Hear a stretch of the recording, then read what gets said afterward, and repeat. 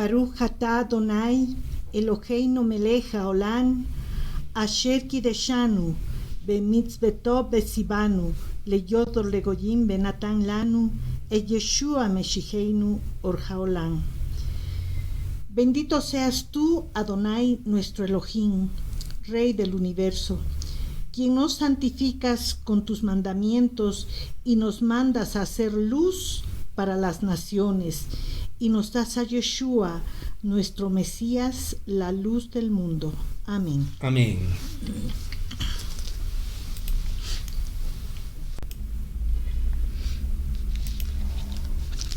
Shalom, amados hermanos, muy buenas noches. Shalom. Shalom, shalom. Bienvenidos, mis amados hermanos, a una reunión más de entrega del Shabbat.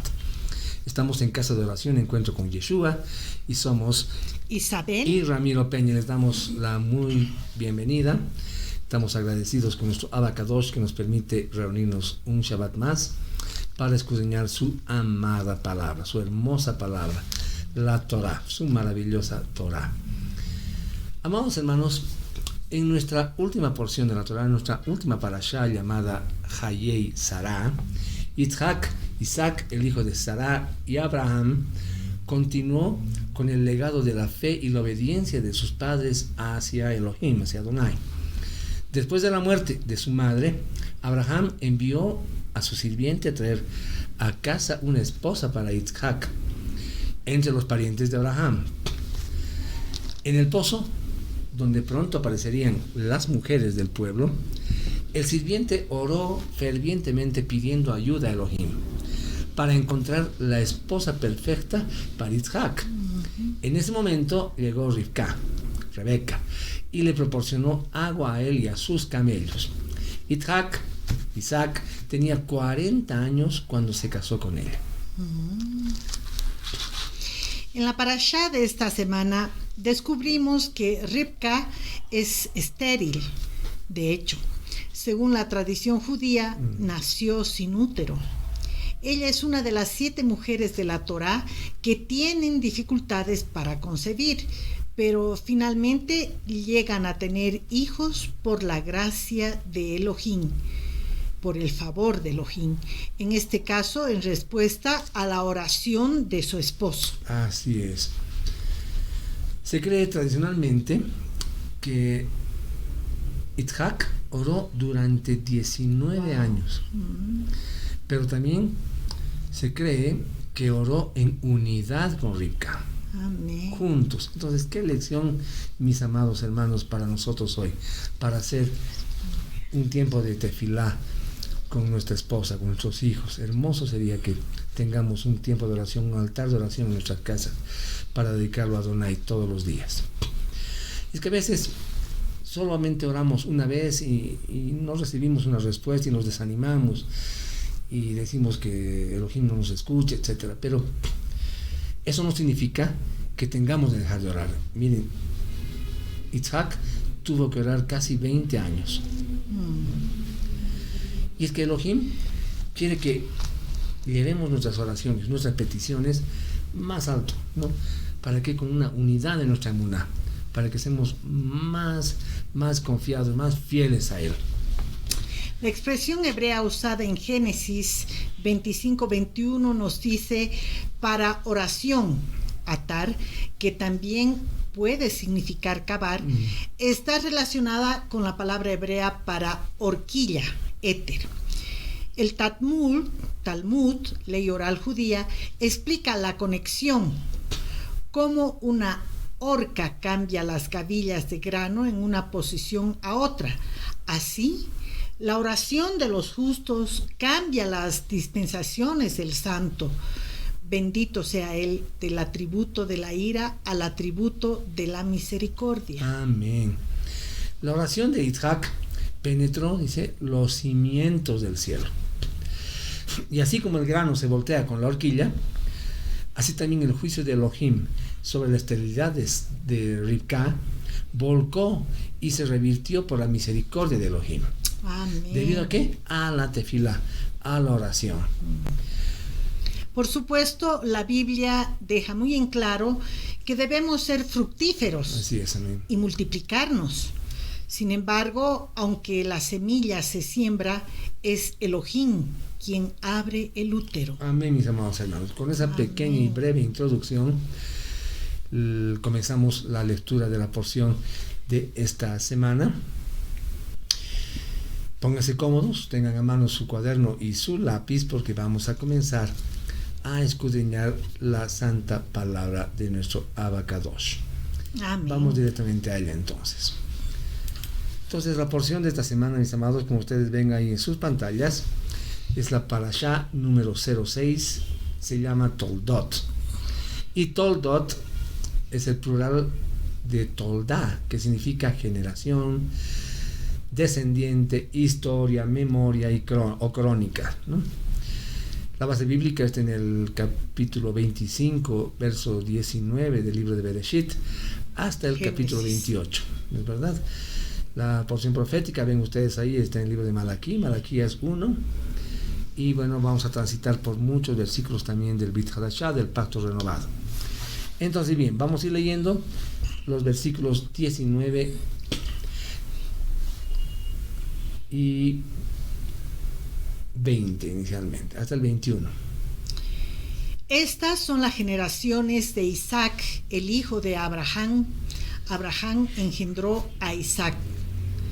Isaac tenía 40 años cuando él tomó a Ribca, la hija de Betuel, el Arami de Padán Arán, y hermana de Labán de Arami, para ser su esposa. Amén. Amados hermanos, vemos acá, en esta porción, que muchas de las mujeres hebreas han sido estériles. Sara, Rivka, Rachel, Hannah es la madre del profeta Samuel. Abraham y Sara, mis amados, tuvieron que esperar más de 70 años para ver respuesta a sus oraciones. Yitzhak y Rivka tuvieron que esperar 20 años antes de tener hijos.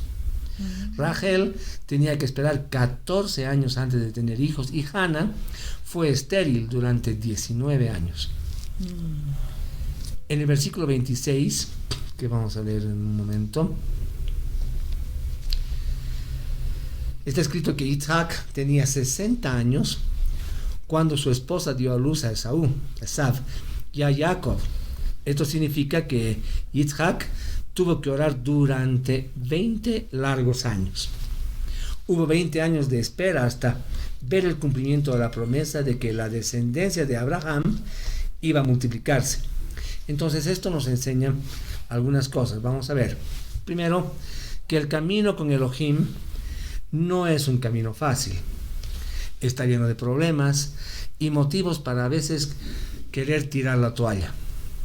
El camino de la emuná, hermanos amados, consiste en confiar en Elohim para poder superar todos estos problemas y ver cambios radicales en esos momentos críticos que estemos pasando en nuestras vidas. Otra cosa que podemos notar es que el camino de la emuná, de la fe, tanto de Abraham como de Yitzhak, consistía en confiar en Elohim para la solución de cada problema que humanamente era imposible resolver. Es interesante ver que las palabras de Elohim a Moshe en el libro de Shemot, capítulo 6, verso 13, en Éxodo, le dice: yo me aparecí a Abraham, Yitzhak y Jacob como El Shaddai. No me hice conocer a ellos por mi nombre, dice Yahweh. Esto nos está dando una clara expresión de que la multiforme gracia a favor de Yahweh, al hacer este tipo de referencias y al manifestar su carácter detrás de un apelativo nombre como El Shaddai, el todopoderoso, el todo suficiente, solo nos hace entender esta verdad de nuestro ser. Es decir, cuando comprendemos eso, logramos ingresar, digamos que a niveles un poco más profundos espiritualmente, donde una vez que entramos en ese nivel, vamos a ver que la provisión de todas nuestras necesidades van a estar siempre a nuestro alcance, a través de la oración. Por otro lado, no es coincidencia que las grandes mujeres que vemos en las Escrituras fueran estériles. Y es sabido que Yahweh es el único que puede dar vida, y todas las criaturas, bebés que llegan a este mundo, vienen únicamente por voluntad divina. Y es que, amados hermanos, los hijos son un regalo de Yahweh. Amén. Como lo menciona el Salmo 127, 3 al 5.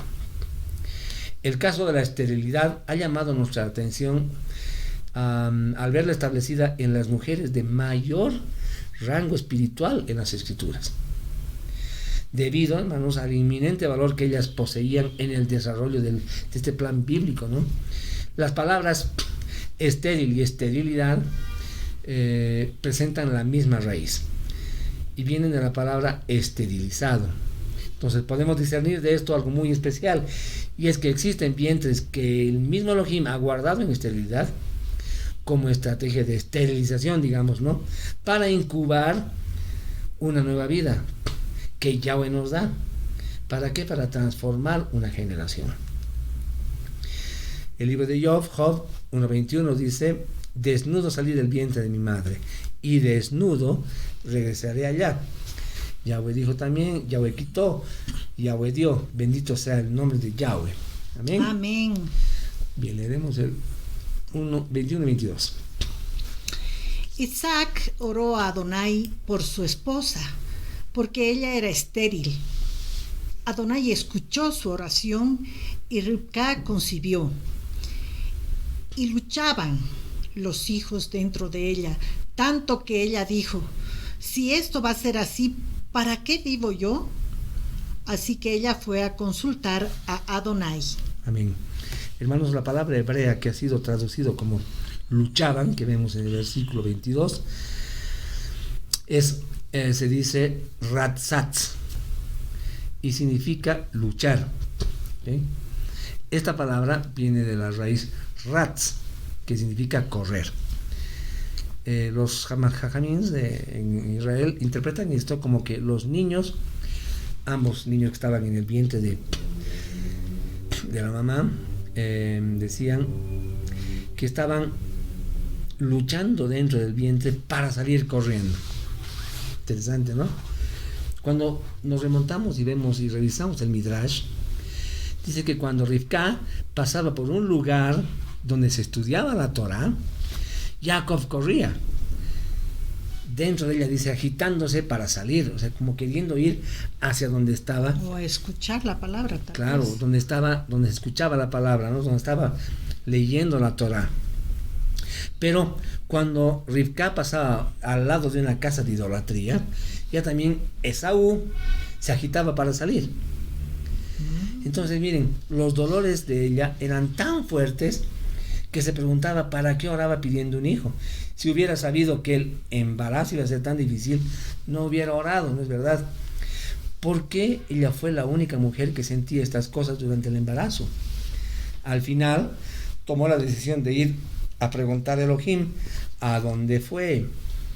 Según el Midrash, nuevamente, incluyendo el libro de Yashar, de Yaser, fue a la tierra de Morah y consultó en la casa de Shem y de Eber. Y ellos le dieron una respuesta divina. Le dijeron, en el Midrash dice, cuenta que Rivka había sido destinada para dar a luz a las 12 tribus de Israel, pero por sus constantes quejas durante su embarazo, perdió este privilegio y fue dado a las 4 esposas de Jacob. ¿Okay? Versículo 23.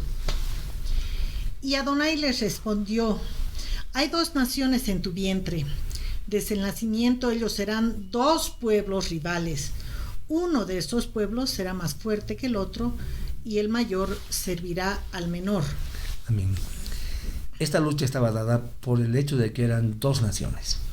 Estas jugarían un papel muy importante en la historia. Sabemos que Jacob es el padre de Israel y Esaú es el padre de Edom y del Imperio Romano, en realidad también, ¿no? La rivalidad de estas 2 naciones estaba dada porque tendrían ideologías diferentes, hasta el punto de ser irreconciliables. Tenemos que entender entonces que desde el vientre ya Elohim había determinado direcciones diferentes para los 2. Interesante, ¿no? ¿Cómo poder reconciliar lo que Yahweh mismo ha establecido diferente? Solo nos queda a través del conocimiento de todo el plan que está escrito en las Escrituras identificar los poderosos propósitos de Elohim detrás de cada una de sus decisiones. A veces cuando nos pasan cosas en nuestras vidas también, a veces no las entendemos, simplemente debemos ser obedientes y aceptar lo que Adonai nos está dando, ¿no? 24-25. Cuando el tiempo de dar a luz vino, había gemelos en su vientre. El primero en salir era rojizo y cubierto por todos lados de pelo, como un manto de pelo, y lo nombraron Esaú. Dice, el primero salió rubicundo, su tez era rojiza y era igual de velludo que una prenda de lana. Como ¿no? un carnero. Como un carnero, ¿no? Una cosa así, ¿verdad? Lo rojizo de su piel, amados hermanos, presagiaba su carácter sanguinario. O iracundo, ¿no? Iracundo, 26. Entonces su hermano emergió con su mano agarrando el talón de Esaú, así que él fue nombrado Jacob. Él agarra el talón, él suplanta. Isaac tenía 60 años de edad cuando los engendró. Amén. Cuando vemos el comentario de Rashi en la Torah, Rashi también cita el Midrash, que afirma que Jacob estaba justificando en intentar ser el primogénito porque había sido concebido antes que Esaú. Por lo que Jacob, en ese sentido, entonces, legítimamente, también tenía que haber nacido antes. 27. Los niños crecieron y Esaú se hizo un cazador habilidoso, hombre de monte, mientras Jacob era un hombre quieto que se quedaba en las tiendas. Amén. Entonces vemos acá, mis hermanos, que había una diferencia muy marcada entre estos dos hermanos. Uno, dice la palabra, era un diestro cazador, mientras que el hombre era un hombre manso. La palabra usada para cazador en este pasaje es tzayid, T-Z-A-Y-I-D, tzayid, que significa cazar. Pero esta a su vez viene de la palabra tzud, que significa yacer, al lado. En otras palabras, acechar, dando la idea de que Esaú era quien estaba al acecho, esperando el momento oportuno para atacar. Pero por el otro lado, Jacob era manso, lo contrario a su hermano.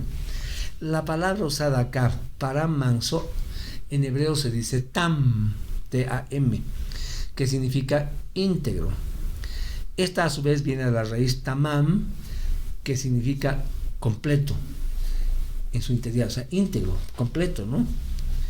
En el sentido de que no le faltaba nada. Lo que podemos entender de esto entonces es que Jacob era una persona totalmente íntegra, o lo que podemos decir también íntegro en todas las áreas de su vida. Amén. Amén.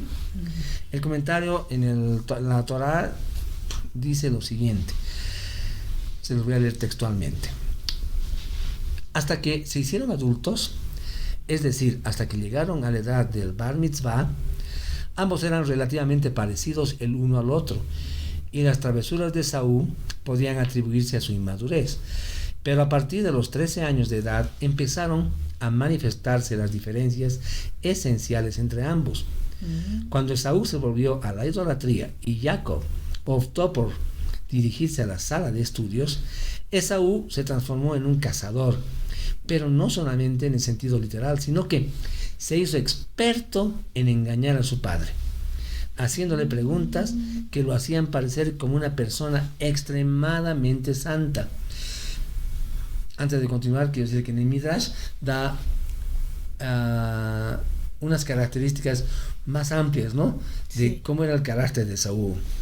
Sigo leyendo. Por ejemplo, Esaú dice, solía preguntarle cómo había de diezmar la sal y la paja, a pesar de que él sabía perfectamente que el misbot, el precepto del diezmo, no aplicaba a dichos elementos. Además, se ganó el amor de su padre sirviéndolo a conciencia. Por ejemplo, cazaba presas para ponerlas en la boca de su padre, para que Isaac no pudiera, o nadie pudiera comer carne fresca y sabrosa. Por su parte, Jacob era una persona de gran integridad moral. que decía lo que pensaba y que nunca se comportaba arteramente. Y pasaba, dice el comentario de la Torá, todo el tiempo en las tiendas de estudio de Shem y Eber. Amén. Amén. Otra opción sería lo que estamos leyendo, interpretar esta palabra en relación a Bereshit 4:20, donde tiene que ver con la crianza del ganado. Hablando de Esaú, ¿no? Era muy hábil cazador. 25-29. Un día, cuando Jacob había cocinado un guiso, Esaú vino del campo abierto, exhausto. La palabra usada para hambriento es ayef en hebreo, que significa cansar, desfallecer, desmayarse. Por lo que podemos entender de esto, recurriendo al hebreo, es que Esaú estaba a punto de desmayarse por el hambre y el cansancio que tenía. Según el Talmud, era el día de la muerte de Abraham y Jacob, con 15 años de edad, en ese entonces estaba preparando una sopa de lentejas para consolar a su padre. Según el Talmud y también en el Midrash, se dice que las lentejas son usadas para dar, para consolar a las personas. En este caso quería consolar a su padre.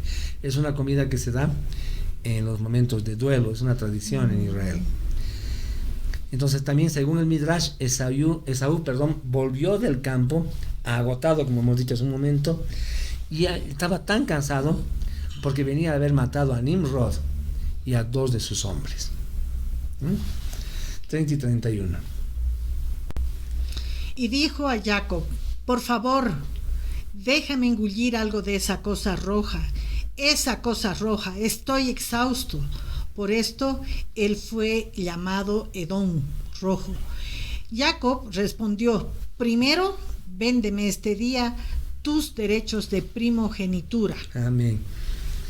El título de primogénito hacía que el que lo tuviera recibiría un trato especial, es decir, el primogénito tendría más derechos y beneficios que los demás. Entonces es como que el mayor tenía el derecho de representar a su familia y servir como sacerdote en los sacrificios. Nuevamente recurriendo al comentario de la Torá, dice: por cuanto antes de la época del Mishkan, o sea, del tabernáculo, los primogénitos eran los que llevaban a cabo el servicio de los sacrificios. Jacob se dijo: ¿acaso este malvado se presentará a ofrendar los sacrificios? Ese fue el motivo por el cual hizo todo lo posible por obtener la primogenitura. Amén. Amén. Del 32 al 34. Mira, estoy al morir, dijo Esaú. ¿Qué uso tendrán para mí mis derechos de primogenitura? Jacob dijo: primero júramelo. Así que él le juró. Así, vendiendo los derechos de primogenitura a Jacob, entonces Jacob le dio pan y guisado de lentejas. Él comió y bebió, se levantó y siguió su camino. Así demostró Esaú que poco valoraba su primogenitura. Así es, mis amados. Entonces acá vemos, ¿no? Hermanos, cuando las cosas están bien, todos son fieles a Yahweh y a su palabra. Pero en los momentos difíciles es donde se observa de qué está hecha una persona. Es ahí precisamente donde los frutos reales salen a la luz. Para Jacob, lo más importante era el aspecto espiritual. Acuérdense, estamos viendo una escena en la que Jacob estaba triste porque era el duelo, su padre había muerto, ¿no es verdad? Era un momento difícil. Y aquí vemos los caracteres de ambos hermanos, ¿no? Jacob sabía que lo que significaba la primogenitura, y Esaú solo pensaba en lo material, solo quería satisfacer su carne, claro, su hambre. No valoraba la primogenitura. Así es.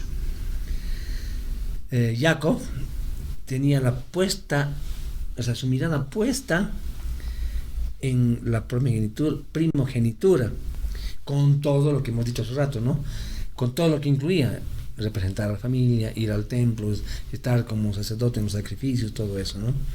Pero vemos también que Esaú solo pensaba en el momento, en el vivir ese momento, en satisfacer sus deseos de ese momento, ¿no? Tanto es así que, como dice el 34, versículo 34, que despreció, valoró poco su primogenitura. Amén. Amén. Ok, vamos al capítulo 26, 1 y 2. Una hambruna vino sobre la tierra, no la misma que la primera hambruna que tuvo lugar cuando Abraham estaba vivo. Isaac fue a Gerar, a Abimelech, rey de los filisteos. Adonai se le apareció y dijo: no desciendas a Egipto, sino habita donde yo te digo. Amén. Aquí vemos que debido a la hambruna, Isaac decidió viajar a Egipto, como lo hizo su padre, pero Yahweh se lo impidió. La palabra que se ve aquí como para bajar, descender, en hebreo se dice yarad, que es usada tanto literal como figurativamente, que significa caer, descender, ¿bien? Es decir, que no significaba solamente ir a Egipto físicamente, sino que esto sería un acto, esto es interesante, de descenso, de caída espiritual. El comentario de la Torah, Rashi, también nos dice: cuando Isaac fue atado al altar, pasó a ser comparado con una ofrenda de elevación, un holocausto que se consume por completo sobre el altar. Así como esta ofrenda no puede sacarse del patio del templo, Isaac tampoco podía salir del suelo sagrado de la tierra santa. Por otro lado, el Midrash nos dice que por esta razón fue consagrado de una manera especial y no podía bajar a Egipto. Esto fue una prueba de emuná, de fe para Isaac. Egipto representa, hermanos, sabemos, el sistema de este mundo. Cuando estamos en una crisis, ¿dónde entonces buscamos ayuda? ¿En el mundo? O como dice el Salmo, levantamos los ojos y pedimos: ¿de dónde viene mi socorro? O buscamos ayuda en Elohim, en Adonai, en lo alto. ¿Por qué? Porque confiamos en sus promesas. Isaac tenía que confiar en la promesa de Elohim para poder seguir viviendo en una tierra que no producía nada. Verso 3. Quédate en esta tierra y yo estaré contigo y te bendeciré, porque yo daré todas estas tierras a ti y a tu cera. Yo cumpliré mi juramento que hice a Abraham tu padre. Amén. Amén. Esta es la promesa a la cual Isaac tenía que aferrarse. Sin importar lo que pase, él sabía que Yahweh lo iba a respaldar, que Yahweh lo iba a suplir sus necesidades.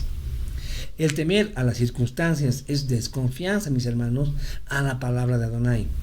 Por consiguiente, es un pecado. Por eso, la Escritura nos dice que lo que no procede de la fe, de la emuná, es pecado. Eso lo van a ver en Romanos 14:23. Estas tierras pertenecen al linaje de Israel y nosotros somos como Efraín, ovejas perdidas de la casa de Israel. Entonces también somos herederos. Amén. Amén. El comentario de la Torah también nos dice al respecto: Dios, Elohim, le aseguró a Isaac que a pesar de la hambruna le daría su bendición y suficientes tierras de pastoreo. Amén. Amén. Qué lindo, ¿no? Versos 4 y 5.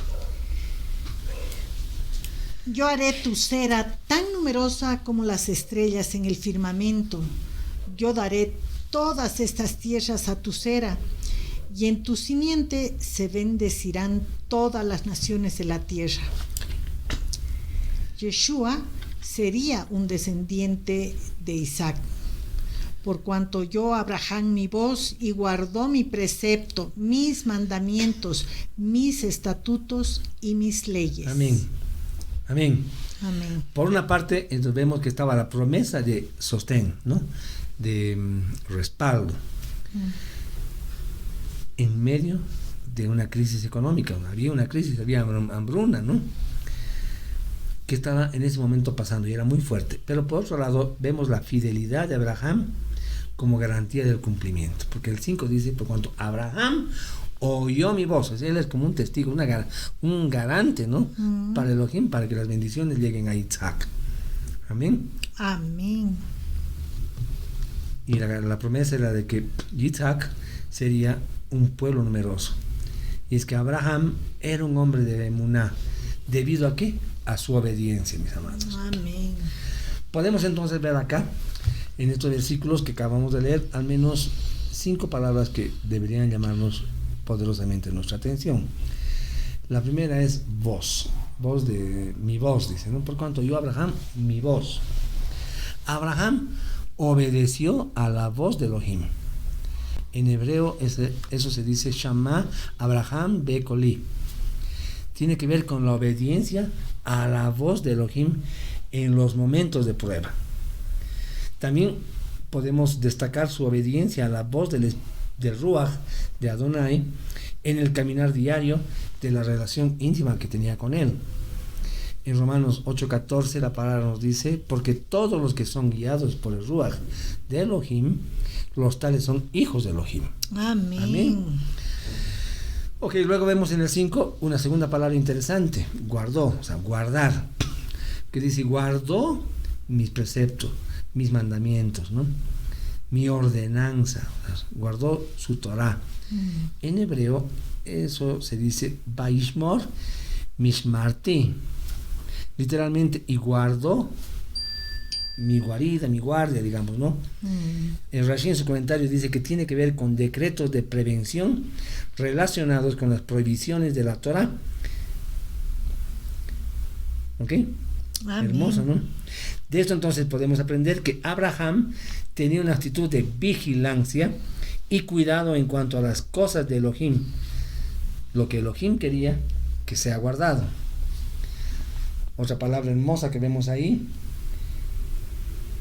tiene que ver con mandamientos, mitzvot, ¿ok?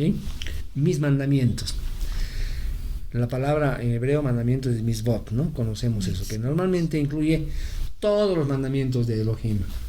Sin embargo, también Rashi en su comentario nos dice, le da un significado limitado, porque se estaba refiriendo a unas leyes de carácter social simplemente, que son naturales para el hombre, así como el no robar, no derramar sangre, etc. Bueno, ¿no?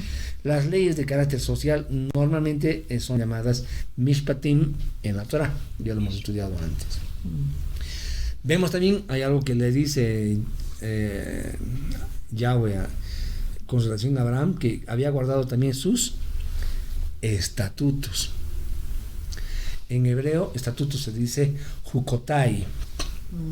Son aquellos mitzvot, mandamientos que más bien no tienen explicación, una explicación lógica, contra los cuales se revela la inclinación al mal y el ser hará, ¿no? Más que contra los otros mandamientos. Por ejemplo, un Jukotai sería el mitzvot de no comer cerdo, por ejemplo, ¿no? Vemos ahí también mis leyes, dice en el versículo 5, mis leyes.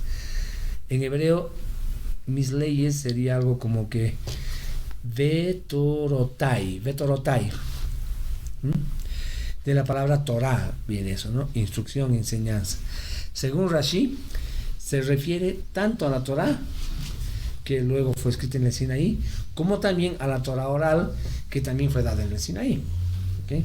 Entonces, estas 5 palabras, hermanos, corresponden a los 5 libros de la Torah, a los 5 libros que Moshe, que Yahweh le entregó a Moshe.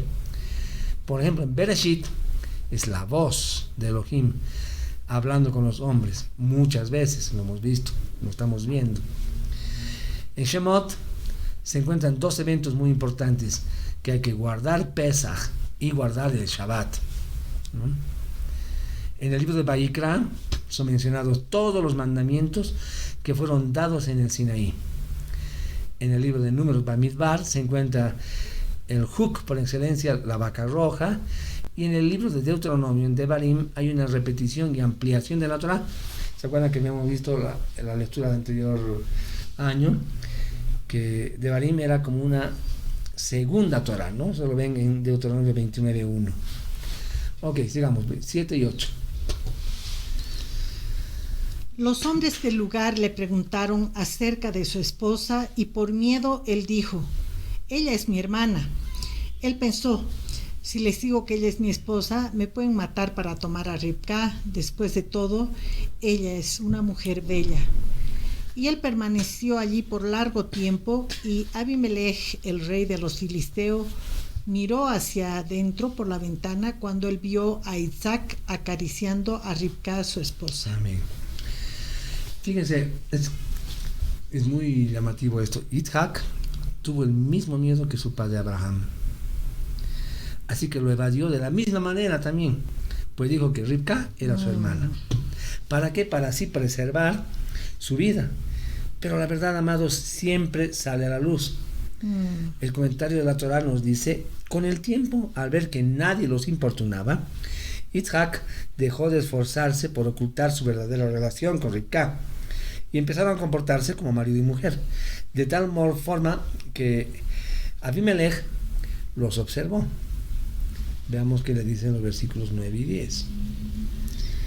Abimelech mandó llamar a Isaac y dijo, ¿es ella tu esposa? ¿Por qué dijiste ella es mi hermana?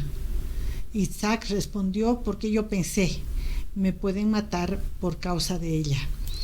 Abimelech dijo, ¿por qué nos has hecho esto a nosotros? Uno del pueblo fácilmente pudo haber dormido con tu esposa y tú hubieras traído pecado de ignorancia sobre nosotros. Amén. Amén. Hay dos tipos de culpa, una personal y una colectiva. Cuando un individuo peca, es responsable de su propio pecado delante de Adonai. Ahora, los pecados de este individuo también afectan al colectivo al que pertenece, su familia, su ciudad, la congregación donde asiste, su patria, su país, su nación. Si los líderes de estos colectivos no lo condenan, no condenan ese pecado de este personaje, entonces hay una inminente posibilidad de que venga juicio sobre todos ellos por ese pecado individual. ¿Ah? Entonces el rey Abimelech estaba claro que de cualquiera que tome a Ribca ocasionaría un juicio sobre su nación. Abimelech conocía cómo Yahweh había herido a Faraón por causa de la esposa de Abraham. Eso está en Bereshit, Génesis 12:17, búsquenlo. Y también cómo su padre fue advertido cuando estuvo a punto de hacer lo mismo. Bereshit, Génesis 20:3-7. Muy bien, vamos a adelantarnos un poco, 12 al 14. Isaac plantó cultivos en la tierra y cosechó ese año 100 veces más cebada de lo que había sembrado. Adonai lo había bendecido. Baruch Hashem. Amén.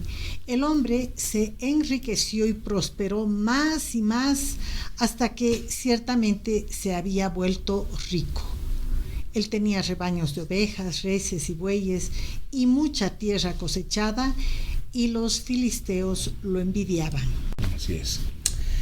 Hermanos, la obediencia siempre trae ¿qué? Bendición. Bendición.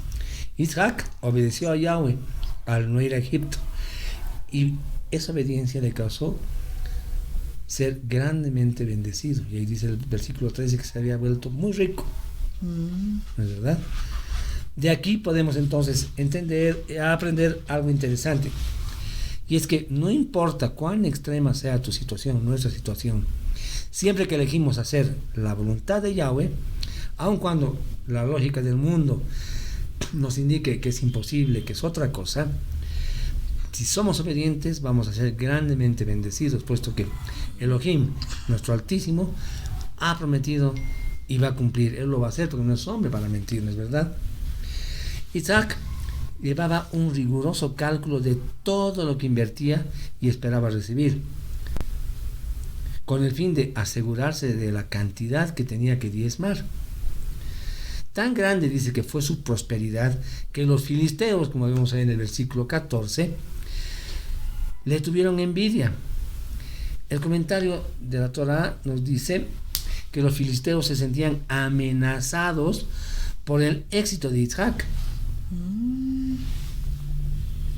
Cabe destacar de esto, hay una característica, la reacción que tendrían las naciones frente al éxito que gozarían los judíos y Yehudim a lo largo de todos los años del exilio. Y hay una verdad interesante, mis hermanos en el mundo, y es que la gente se siente orgullosa de la buena fortuna, de la racha de sus propios compatriotas, pero de verdad les molesta el éxito de los judíos. ¿No es verdad? Isaac obedeció a Elohim al no ir a Egipto a buscar su bienestar. Además, confió en la promesa de bendición y sembró aquel año de sequía. Esta actitud de sacrificio, de verdad, de los placeres del mundo y la confianza en la provisión divina, desató el poder, ¿no?, de Elohim de una manera extraordinaria. Y el resultado, como hemos visto, fue 100 veces más. Amén. En el versículo 12 dice 100 veces más, ¿no es verdad? Amén.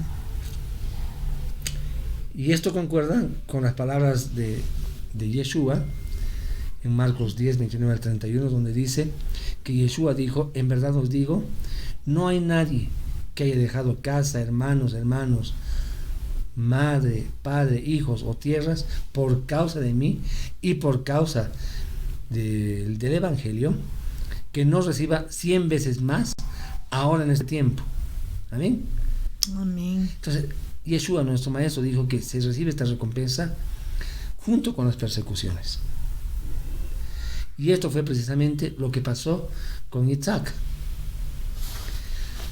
15:16. Ahora los filisteos habían tapado y llenado de tierra todos los pozos que los sirvientes de su padre habían cavado durante la vida de Abraham, su padre.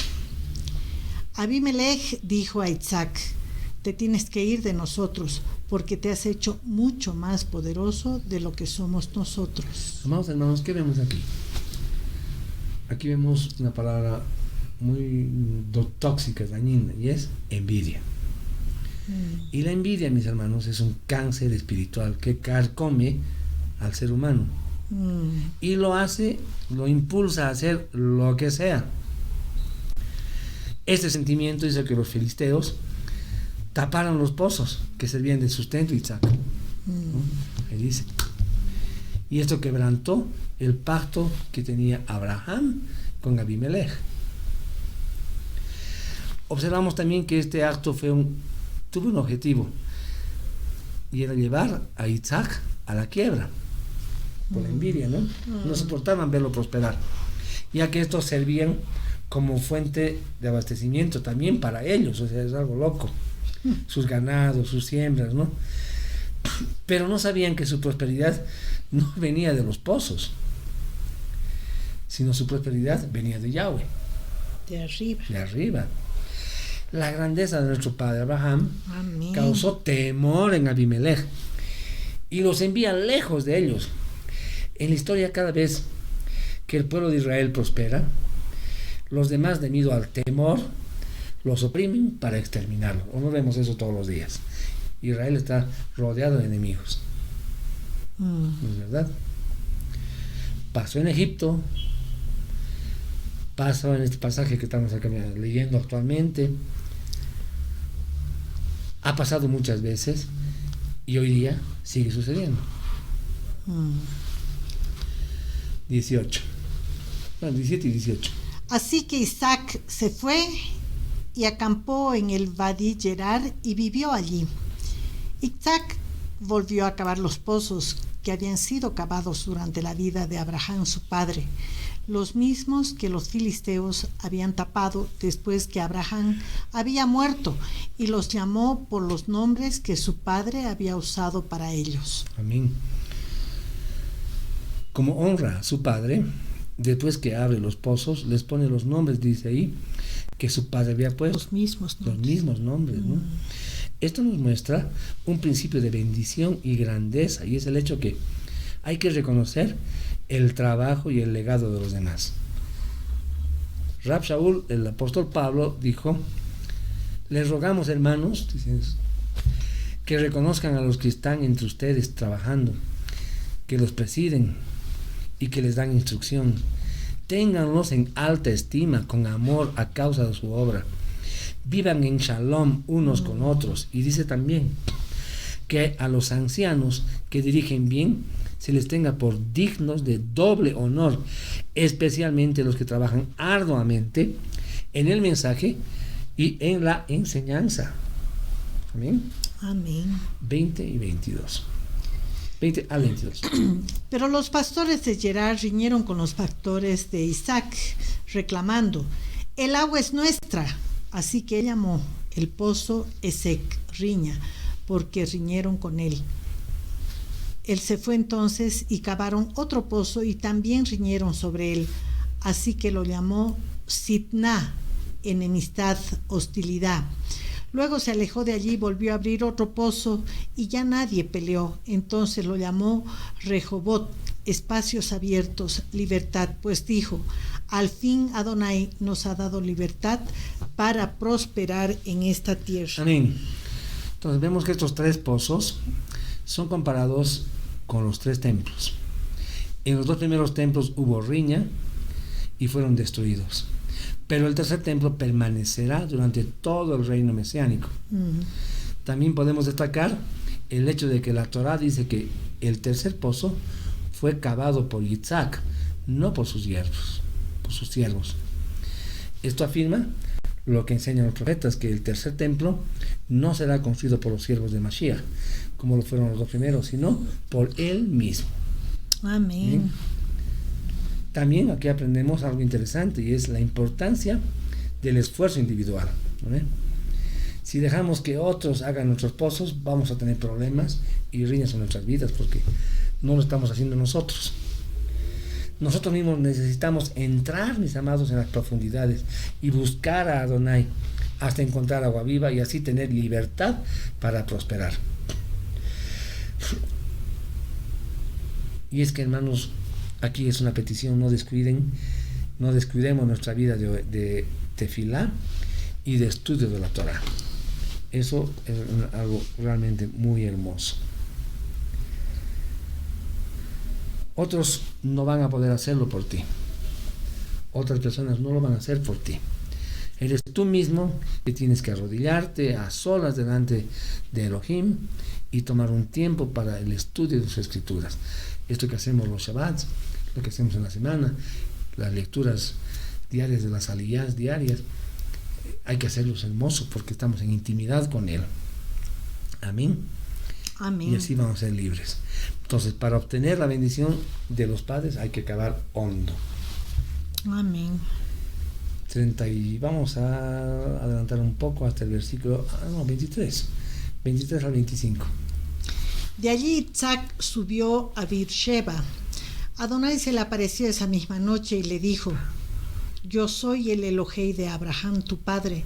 No tengas temor, porque yo estoy contigo. Amén. Yo te bendeciré y te multiplicaré tu cera por amor a mi siervo Abraham. Amén. Allí él edificó un altar e invocó el nombre de Adonai. Vamos. Él plantó su tienda allí y allí los sirvientes de Isaac cavaron un pozo. Amén. Amados, la presencia de Yahweh es razón más que suficiente para desechar todo vestigio de temor en nuestras vidas. Sabemos por la palabra y por la historia de que Él es fiel. Es por eso que se identifica como el Elohim de nuestros antepasados. Yo soy el Elohei de Abraham, tu padre. ¿No es verdad? Este hecho nos reta de dos maneras diferentes. La primera nos hace estar confiados, puesto que su fidelidad, amados, ha sido notoria y es Él mismo, ayer, hoy y va a ser por los siglos de los siglos. Y por otro lado, nos hace dar cuenta que tenemos su respaldo. Amén. ese respaldo que sintieron nuestros antepasados nos exige un nivel de santidad y obediencia sin mirar al de ellos. Es decir, si queremos ser bendecidos y respaldados como lo fue Abraham, debemos confiar como Abraham lo hizo. Un detalle curioso es que Isaac invocó a Yahweh por su nombre. Entonces esto, digamos, como que echa por tierra más o menos la tradición rabínica de que está prohibido mencionar el nombre de Elohim, Yahweh. Y es que ya hemos hablado en alguna otra porción de que a él le agrada que lo llamemos por su nombre. Y solo requiere que nuestros labios, de nuestros labios salgan palabras de bendición que concuerden con lo que sale de nuestro corazón. Y lo que tenemos que hacer es agradarle en todo. Que vamos al 32 y 33. Ese mismo día los sirvientes de Yitzhak vinieron y le dijeron acerca del pozo que habían cavado. No hemos encontrado agua. Así que lo llamó Sheba, juramento, 7. Y por esta razón el nombre de la ciudad es Beersheba, pozo de 7, pozo del juramento, hasta este día. Amén. Este dice fue el quinto pozo que cavó Isaac. Según el Midrash, cada pozo corresponde a un libro del Pentateuco, de la Torá. El pozo que se llamó Esek corresponde a Bereshit, donde se habla de la creación del mundo, Esek. El pozo Sitna corresponde a Shemot, porque allí se habla de cómo los egipcios odiaron, y se opusieron a los hijos de Israel. Vaikra está lleno de leyes que corresponden a las aguas de un pozo. Shiva, significa 7, simboliza números, que contiene 3 libros diferentes de la Torá.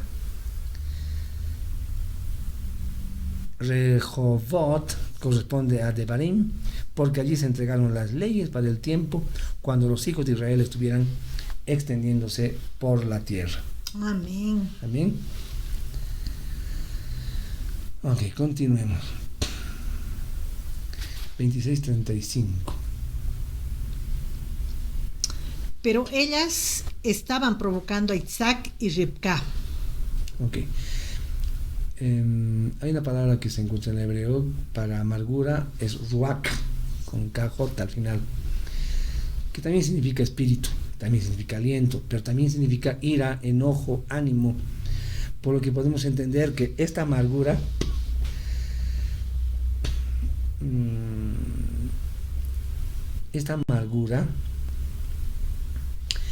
es entendida como una aflicción de espíritu. El verso 35 dice que ellos estaban provocando con ira, con amargura a Isaac y a Ribka, ¿no? Eso quiere decir en el fondo. Rashi en el comentario dice que fueron contrariedad o rebelión de Ruach para Isaac y Ribka. Dice que se rebelaron, ¿no es cierto?, contra ellos. Una reacción tonta, ¿no? Cambiemos el 27. 1 y 2. En el curso del tiempo, después que Isaac se había puesto viejo y sus ojos se nublaron, no pudiendo ver, él llamó a Esaú, su hijo mayor, y le dijo: Hijo mío. Y él respondió: Aquí estoy. Y él dijo: Mira, ahora ya estoy viejo, yo no sé cuándo moriré. Amén. En el hebreo, sus ojos se nublaron, dice más bien, sus ojos estaban débiles, ¿ya? Y esa es una manera de decir que estaba casi ciego, estaba perdiendo casi totalmente la visión. En ese momento Isaac tenía 123 años, le faltaban todavía 57 años hasta el día de su muerte, imagínense. Esto significa que Esaú y Jacob entonces tenían, para ese entonces, 63 años. Como su madre Sarah había muerto de repente a los 127 años, Isaac pensaba que a lo mejor tendría más o menos la misma edad y por eso tomó, digamos, como anticipadamente medidas precautorias, ¿no? 3 y 4. O sea, estaba anticipando, pero vivió 57 años más todavía, ¿no?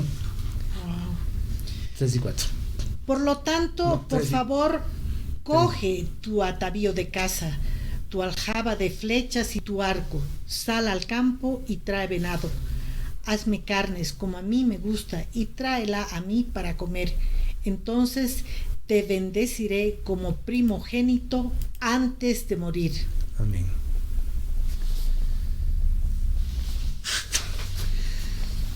El hecho de solo estar pensando en su muerte podría ser que esa muerte iba a ser de un momento a otro, no estaba preocupado. Lleva a Isaac a dejar de postergar su bendición a su primogénito. Entonces acá el Midrash también nos dice que todo parecía indicar que Isaac logró como que engañar a su papá, ¿no? Dándose la imagen de una persona fiel, de una persona que estaba dedicada a la palabra y esas cosas, ¿no? Y es que Esaú mantenía contento a su padre, como ya se había visto, al traerle carne, como le pide, ¿no? Para su comida. Lo adulaba. Por eso Isaac le pide que le haga un plato como a él le gustaba, es decir, que lo honrara con una comida. Midrash también dice que Isaac estaba tratando de que su hijo cumpliera con el mandamiento de honrar a su padre, ¿no? Cualquiera sea la interpretación, el hecho es que Isaac le daría a su hijo su más grande bendición. La palabra usada para bendición es barak, ya lo dijimos anteriormente, que entre otras cosas significa bendecir con abundancia, es decir, que la bendición que éste le daría a su hijo era la mayor de todas las bendiciones posibles. Amén. Que podía recibir. Amén. Ok. 27, vamos a ir al 9 y al 10. Ve al rebaño y trae 2 cabritos de primera. Yo los haré de buen gusto para tu padre, de la forma que a él le gusta. Y tú los llevarás a tu padre para comer, así él dará su bendición a ti antes de morir. Rivka conocía el decreto de Yahweh para sus hijos. Es por eso que decide crear este plan para que Jacob recibiera la bendición. Rivka conocía a profundidad a sus hijos y sabía lo que había en sus corazones, era su mamá. Por eso se esforzó en que su hijo menor fuera el bendecido, porque aparte del decreto de Elohim, sabía que solo Jacob era merecedor de esa bendición. Rashi cita a Rabbi Eliezer diciendo que necesitaba 2 cabritos. Recuerden que Eliezer fue el que fue a buscar, ¿no?, la esposa para Isaac, ¿no? Dice que fue a buscar 2 cabritos, ¿no? Porque uno serviría como corbán, así como sacrificio de Pesaj, de Pascua, y porque ese día era el 14 de Nisan. Entonces hay una interpretación que relaciona los 2 cabritos con el Yom Kippur, cuando se ofrecían 2 cabras. Entonces aquí nace la relación entre Pesaj y Yom Kippur. 27:12. Supón que mi padre me toca. Él sabrá que estoy tratando de engañarlo y traeré maldición sobre mí mismo, no una bendición. Leeremos el 11, desde el 11 de nuevo, por favor. Jacob respondió a Rivka su madre: mira, Esaú es velludo y yo de piel suave. Supón que mi padre me toca. Él sabrá que estoy tratando de engañarlo y traeré maldición sobre mí mismo, no una bendición. Ok, Jacob temía ser descubierto por su padre. Jacob no temía que su padre le reconociera la voz, puesto que seguramente tenían una voz parecida, o de repente Jacob podría imitar la voz de su hermano. Pero el hecho de ser descubierto podía implicar, como estamos leyendo, recibir una maldición en lugar de una bendición. El mismo texto resalta, ¿no?, que la intención original de Jacob no era engañar a su padre. Entonces, de este texto, la teología moderna tomó el apelativo de engañador, es decir, a Jacob le dicen el engañador, ¿no? Pero la realidad del término Jacob es el que toma por el talón. 15:16.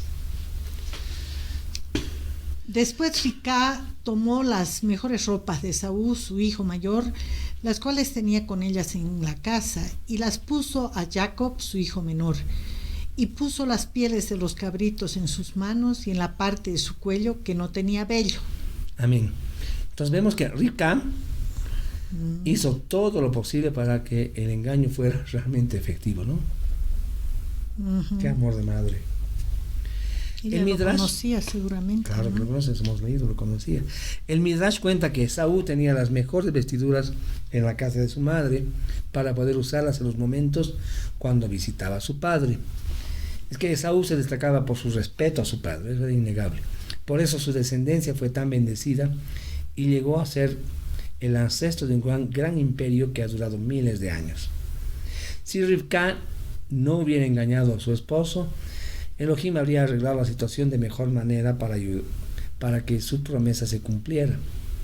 Pero ahora que ella quiso ayudar a Elohim de manera ilícita, trajo mucho sufrimiento innecesario tanto sobre ella misma como sobre su familia.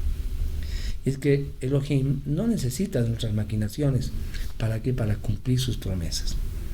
Él solamente necesita nuestra fidelidad y honradez. Las mentiras, los hurtos, el no ser recto, el no ser íntegro no traen prosperidad, sino todo lo contrario. 27-22.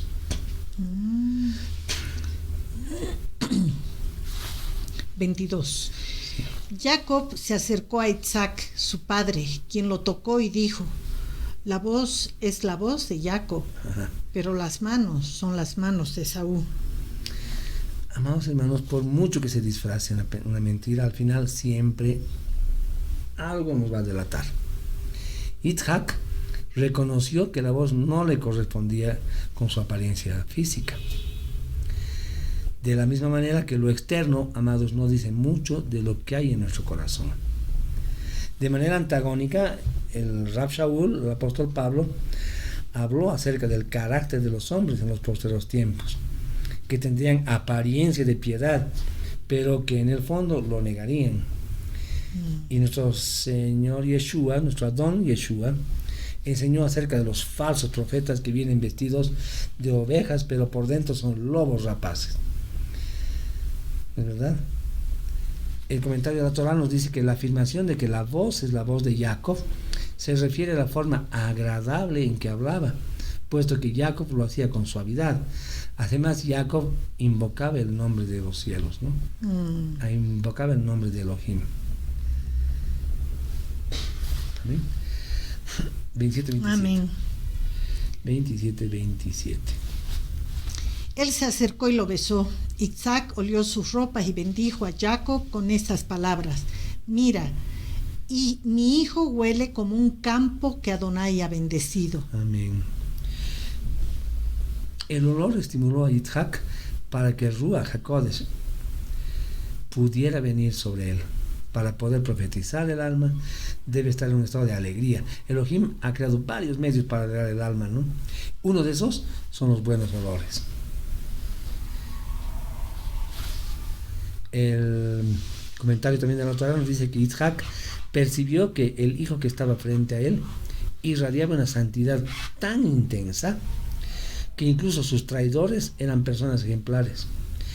Eso alegró tanto a Isaac que esa inmensa dicha permitió que la Shejina se posara sobre ellos.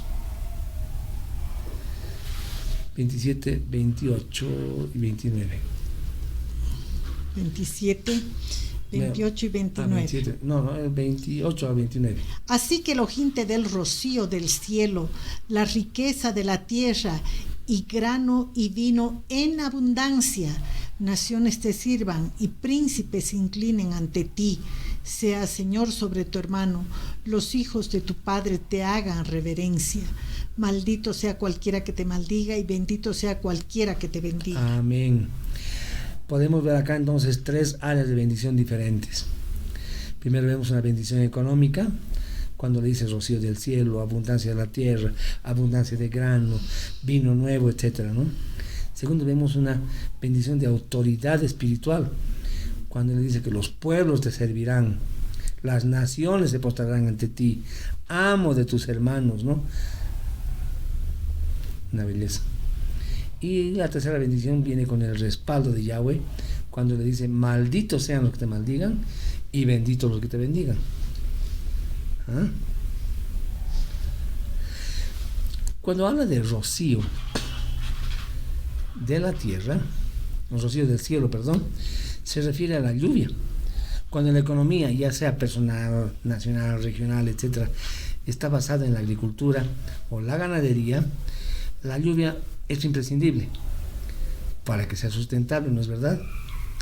Elohim prometió a Israel que si eran fieles a su Torah, Él enviaría lluvia temprana y tardía, ¿no es verdad?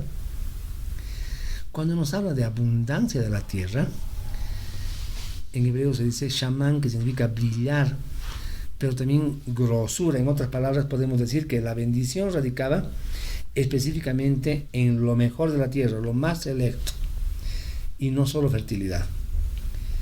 Y también nos habla de abundancia de grano y de vino nuevo en este caso.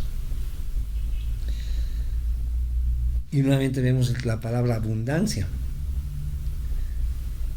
La bendición no es solamente economía, pero la economía es parte de la bendición, ¿no es verdad? Luego nos habla de que los pueblos le van a servir, y esto hace alusión al liderazgo y a la preeminencia que tendrían los descendientes de Jacob sobre la humanidad. Y también nos dice que las naciones se van a postrar ante él. Esto tiene relación con lo anterior, con la anterior bendición, que es mucho más allá de una bendición espiritual, ¿no? Es rendir cuentas, es reverenciar. Y también habla de que va a ser amo de sus hermanos, ¿verdad? Eso hace referencia a la bendición profética sobre su hermano Esaú y su descendencia. Y finalmente vemos también la bendición a los que bendigan y la maldición a los que maldigan, ¿es verdad?